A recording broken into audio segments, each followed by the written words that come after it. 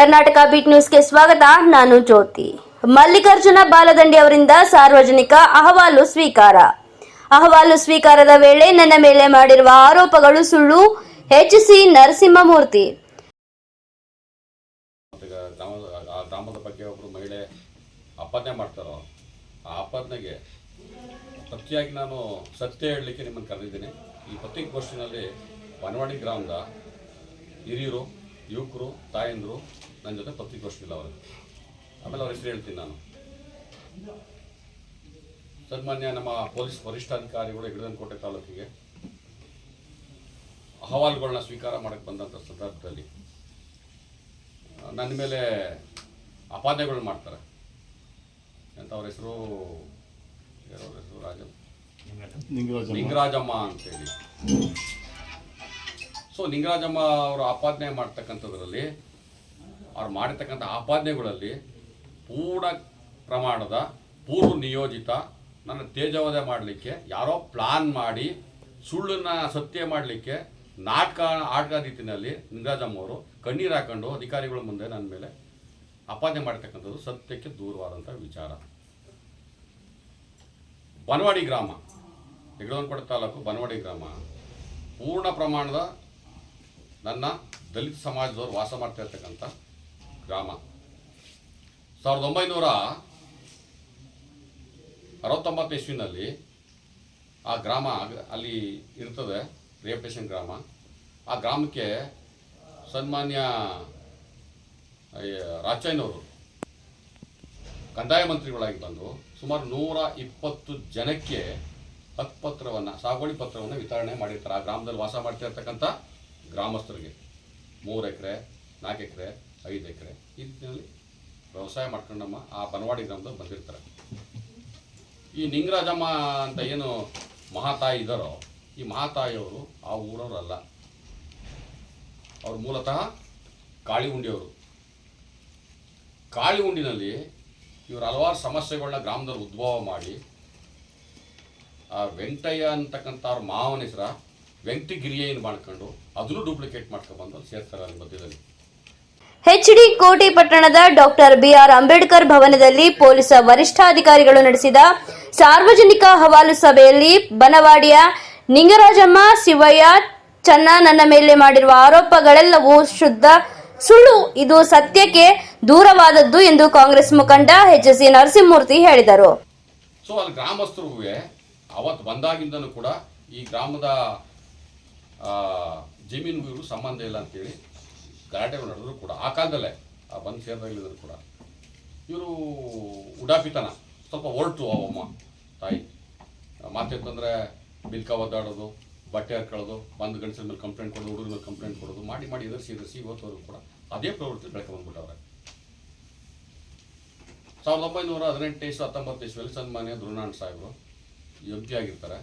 ಇದೇ ಅನಿಲ್ ಚಿಕ್ಕಮಾದವರು ಶಾಸಕರಾಗಿರ್ತಾರೆ. ಸುಮಾರು 32 ಬೌದ್ಧ ಭಿಕ್ಕುಗಳು ಬನವಾಡಿ ಗ್ರಾಮಕ್ಕೆ ಹೋಗ್ತಾರೆ ಕರ್ಕೊಂಡು. ಅದರಲ್ಲಿ ನಾನು ಹೋಗಿದ್ದೀನಿ. ಉದ್ದೇಶ ಅಲ್ಲೊಂದು ಬೌದ್ಧ ವಿಹಾರನ, ಅಂತಾರಾಷ್ಟ್ರೀಯ ಬೌದ್ಧ ವಿಹಾರನ ನಿರ್ಮಾಣ ಮಾಡ್ಬೇಕಂತೇಳಿ ಆ ಭೂಮಿ ಮೂಲತಃ ಅನುಭವ ಇರ್ತಕ್ಕಂಥ ಬನವಾಡಿಯವರು ಮತ್ತು ನಮ್ಮ ರತ್ನಪುರಿಯ ಲಕ್ಕಪ್ಪ ಸ್ವಾಮಿಗಳು ಅಂತೇಳಿ ಭಾರಿ ಶ್ರೇಷ್ಠವಾದಂಥ ಲಕ್ಕಪ್ಪ ಸ್ವಾಮಿಗಳ ಬಗ್ಗೆ ಭಾರಿ ವಿಶೇಷವಾದಂಥ ಗೌರವ ಇರ್ತಕ್ಕಂಥದ್ದು. ಯಾಕಂದರೆ ಅವರು ಎಲ್ಲವನ್ನ ತ್ಯಾಗ ಮಾಡಿ ಬರೀ ಒಂದೇ ಒಂದು ಪಂಚೆಯನ್ನು ಸುತ್ತಕೊಂಡು ಒಂದು ಸಲ್ಟು ಇಲ್ದೇನೆ. ಇನ್ನು ತಾಲೂಕಿನ ಬನವಾಡಿ ಗ್ರಾಮದಲ್ಲಿ ಒಂದೇ 1 ಇಂಚು ಭೂಮಿ ನನ್ನ ಹೆಸರಿನಲ್ಲಿ ಇದೆ ಎಂದು ಸಾಬೀತು ಮಾಡಿದರೆ ನಾನು ದೇಶ ಬಿಟ್ಟು ಹೋಗುತ್ತೇನೆ. ಅಲ್ಲದೆ ಆ ಗ್ರಾಮದ ನಿಂಗರಾಜಮ್ಮ ಮಾಡಿರುವ ಆರೋಪಗಳಲ್ಲಿ ಒಂದೇ ಒಂದು ಆರೋಪ ಸಾಬೀತಾದರೆ ರಾಜಕೀಯ ನಿವೃತ್ತಿ ಘೋಷಣೆ ಮಾಡುತ್ತೇನೆ ಎಂದು ಕಾಂಗ್ರೆಸ್ ಮುಖಂಡ ಎಚ್.ಸಿ. ನರಸಿಂಹಮೂರ್ತಿ ಸವಾಲು ಹಾಕಿದರು. ತಾಯಿ ತಮ್ಮ ಸಿದ್ದರಾಜು ಅಂತ ಏನು ಅಂಕೈನ ಅಟ್ಯಾಕ್ ಮಾಡಿಂದೆ ಮರ್ಡರ್ ಕೇಸ್ ಆಗಿತ್ತೋ ಅವನು ಕೂಡ ಕದ್ದು ಕಾರ್ಪೊರೇಷನ್ನಲ್ಲಿ ಡೆತ್ ಸರ್ಟಿಫಿಕೇಟ್ ಅವ್ರು ಅಪ್ಲಿಕೇಶನ್ ಮಾಡಿಸ್ಕೊಂಡು ಬಂದಿರ್ತಕ್ಕಂಥದ್ದು ಕೂಡ ತಹಸೀಲ್ದಾರ್ ಗಮನ ತಂದಿದ್ದೀವಿ.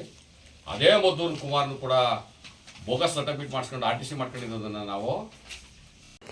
ಇನ್ನು ಪಟ್ಟಣದ ಪ್ರವಾಸಿ ಮಂದಿರದಲ್ಲಿ ಸುದ್ದಿಗೋಷ್ಠಿ ಉದ್ದೇಶಿಸಿ ಮಾತನಾಡಿದ ಎಚ್.ಸಿ. ನರಸಿಂಹಮೂರ್ತಿ, ಮೈಸೂರು ಪೊಲೀಸ್ ವರಿಷ್ಠಾಧಿಕಾರಿ ಸಮ್ಮುಖದಲ್ಲಿ ನಡೆದ ಸಾರ್ವಜನಿಕರ ಅಹವಾಲು ಸಭೆಯಲ್ಲಿ ಬನವಾಡಿ ಗ್ರಾಮದ ನಿಂಗರಾಜಮ್ಮ, ಶಿವಯ್ಯ ಹಾಗೂ ಚನ್ನ ಮಾಡಿರುವ ಆರೋಪಗಳೆಲ್ಲವೂ ಶುದ್ಧ ಸುಳ್ಳು. ನನ್ನ ಏಳಿಗೆ ಸಹಿಸಲಾಗದೆ ರಾಜಕೀಯವಾಗಿ ಮುಗಿಸಲು ಕೆಲವರು ನಿಂಗರಾಜಮ್ಮ ಅವರನ್ನ ಮುಂದೆ ಬಿಟ್ಟು ಮಾಡುತ್ತಿರುವ ಷಡ್ಯಂತ್ರ. ನಾನು ಇರೋದು HD ಕೋಟೆಯಲ್ಲಿ, ಆದರೆ ನಾನೊಬ್ಬ ದಲಿತ ಸಮುದಾಯದ ಮುಖಂಡರಾಗಿರುವ ಹಿನ್ನೆಲೆ ಬೈಕಲ್ ಬಂದು ಗುದ್ದಿ ಕಾಲ್ ಫ್ರಾಕ್ಚರ್ ಆಗಿ ಸನ್ಮಾನ್ಯ ಅಂಕಯ್ಯನವರು ಎಷ್ಟು ದಿನ ಆಯಿತು ಅಡ್ಮಿಟ್ ಆಗಿ 8 ದಿನದಿಂದ ಬಂದು ಅಡ್ಮಿಟ್ ಆಗೋರು ಇನ್ನೂ FR ಆಗಿಲ್ಲ ಅವ್ರ ಮೇಲೆ. ದೂರದಾರ ಇನ್ಪೇಷೆಂಟ್ ಕಾಲು ಮುರಿದಿದೆ, ಫ್ರಾಕ್ಚರ್ ಆಗಿದೆ, ಆಪರೇಷನ್ ಆಗಿದೆ, ಇನ್ನೂ ಕೂಡ FR ಆಗಿಲ್ಲ. ಕೊಲೆಗಾರ ಯಾರು? ನರಸಿಂಹಮೂರ್ತಿ ತಮ್ಮನ ಅಥವಾ ಬನವಾಡಿಯವರ ಈ ನಿಂಗರಾಜಮ್ಮಣಿಯವರ ಮಗನೋ? ಸೊ ಇಷ್ಟೆಲ್ಲ ಪ್ರಕರಣಕ್ಕೆ ತಿರುವು ಕೊಡಲಿಕ್ಕೆ ಜೊತೆ ನಾನು ನಾನೇನಾರ ಆ ಜಾಗಕ್ಕೆ ಬನವಾಡಿಯವ್ರು ಸಪೋರ್ಟ್ ಮಾಡದೆ ಹೋದರೆ ಆ ಭೂಮಿ ಕಬಳಿಸ್ಬೋದು. ಇದು ಹುನ್ನಾರ. ನರಸಿಂಹಮೂರ್ತಿ ಏನಾದ್ರು ಸ್ವಲ್ಪ ಗ್ರಾಮದ ಸಪೋರ್ಟ್ ಮಾಡದೆ ಹೋದರೆ ಆ ಭೂಮಿ ನಮ್ಗೆ ಯಾರು ತೊಂದರೆ ಕೊಡಲ್ಲ ಅಂತಕ್ಕಂಥ ಮನೋಭಾವ ಇಟ್ಕೊಂಡು ನನ್ನ ಮೇಲೆ ಮೊನ್ನೆ SP ಹತ್ರ ದೂರು ಕೊಡ್ತಾರೆ. ಸನ್ಮಾನ್ಯ SP ಸಾಹೇಬ್ರ ಮನವಿ ಮಾಡ್ಕೊತೀನಿ ಈ ಮುಖಾಂತರ ಒಂದು ತನಿಖೆ ತಂಡವನ್ನೇ ರಚನೆ ಮಾಡಿ. ನರಸಿಂಹಮೂರ್ತಿ ಪಾತ್ರ ಏನು, ನಿಂಗರಾಜಮ್ಮನ ಪಾತ್ರ ಏನು, ನಿಂಗರಾಜಮ್ಮನ ಕುಟುಂಬದ ಪಾತ್ರ ಏನು ಅಂತ ನಾನು ಏನಕ್ಕೆ ಈ ಮಾತು ಹೇಳ್ತಿದ್ದೀನಿ ಅಂದರೆ, ನಿಂಗರಾಜಮ್ಮನ ಅಳಿಯ ಕಾಳಿಹುಂಡಿ ಸಿದ್ದರಾಜು ಸ್ವಂತ ಅಳಿಯ ಮಗಳ ಗಂಡ ಇವತ್ತು ಅವನು ಇಡೀ ಗ್ರಾಮನ ಎದುರಿಸ್ತಾವನೆ. ಯಾತಕ್ಕಂದರೆ ಅವನು ಕಳೆದ 2-3 ವರ್ಷದಲ್ಲಿ ಬಿಡುಗಡೆ ಬಂದಿರ್ತಕ್ಕಂಥವನು. ಮರ್ಡರ್ ಕೇಸಲ್ಲಿ ಕನ್ವಿಕ್ಷನ್ ಹಾಕಿ 14 ವರ್ಷ ಜೈಲಲ್ಲಿ ಇದ್ದು ಬಂದು ಈಗಲೂ ಕೂಡ ಮಚ್ಚಿಡ್ಕೊಂಡು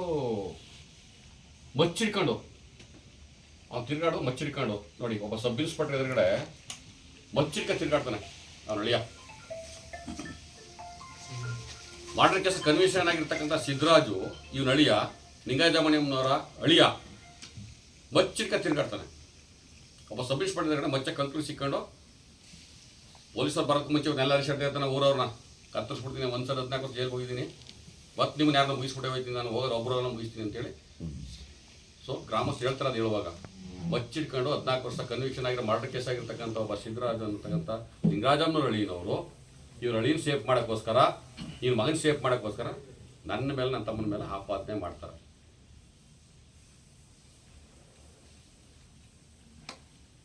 ಇದು ವಸ್ತುಸ್ಥಿತಿ. ನಮ್ಮ ಸಮಾಜದ ಆಗುಹೋಗುಗಳ ಬಗ್ಗೆ ಆಯಾ ಗ್ರಾಮದ ಮುಖಂಡರು ನನ್ನ ಗಮನಕ್ಕೆ ತರುತ್ತಾರೆ. ಅದನ್ನ ಕುರಿತು ಚರ್ಚಿಸಲು ಗ್ರಾಮಕ್ಕೆ ಹೋಗುತ್ತೇನೆ. ಅದೇ ರೀತಿ ಬನವಾಡಿಯಲ್ಲಿ ನಿಂಗರಾಜಮ್ಮ ಹಾಗೂ ಅವರ ಪುತ್ರ ಸಂಪತ್ ಕುಮಾರ್ ಭೂಮಿ ಕಬಳಿಸಲು ನಡೆಸಿದ ಹುನ್ನಾರ ಬಗ್ಗೆ ನನ್ನ ಗಮನಕ್ಕೆ ತಂದಾಗ ಚರ್ಚಿಸಲು ಹೋಗಿದ್ದೇನೆ ಹೊರತು ಯಾರನ್ನು ಕೊಲೆ ಮಾಡಲು ಅಥವಾ ಬೆದರಿಕೆ ಹಾಕಲು ಹೋಗಿಲ್ಲ ಎಂದು ಸಮರ್ಥನೆಯನ್ನ ನೀಡಿದರು. ಕ್ಷಣ ಕ್ಷಣದ ಸುದ್ದಿಗಾಗಿ ನೋಡ್ತಾ ಇರಿ ಕರ್ನಾಟಕ ಬೀಟ್ ನ್ಯೂಸ್.